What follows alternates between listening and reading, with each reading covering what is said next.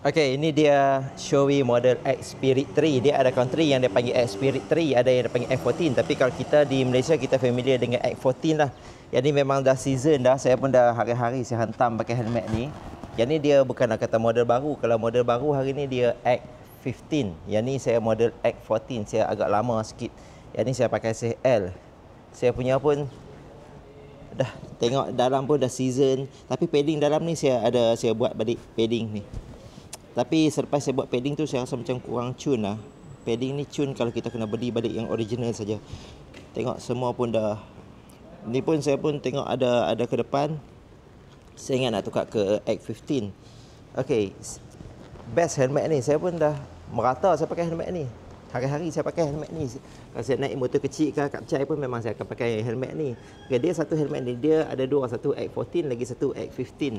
X14 dengan yang X15 punya helmet dia boleh adjust untuk kita macam mana kita angle. Kalau kita pakai helmet ni, contoh kan kita pakai helmet ni dia boleh kita naik ataupun turun. Dia ada boleh kita range 5 degree dekat sini. Dekat dalam dia ada button dekat cheek pad sini.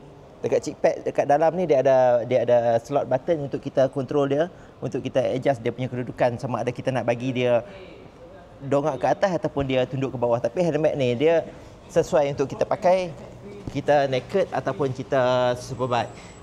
Normally kalau naked bike dia akan kita duduk dia, kalau naked bike ataupun touring, kedudukan kita akan menegak. So bila kita menegak, kita tak perlukan helmet yang mendongak.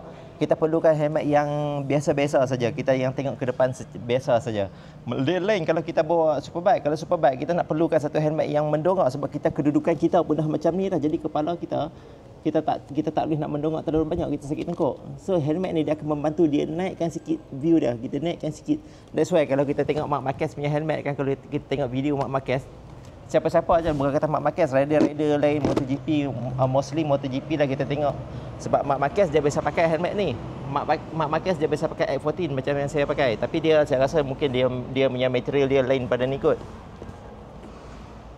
Kalau kita tengok Marc Marquez, kita tengok macam dia punya visor dia tu duduk atas. Memanglah dia akan duduk atas sebab bila dia bawa motor dia akan duduk macam ni, dia akan tunduk. That's why dia punya helmet macam tu. Best helmet ni, boleh beli. Tengok ke depan, kalau kata tuan-tuan yang mana nak cari helmet boleh beli. Recommended yang nak pakai X14.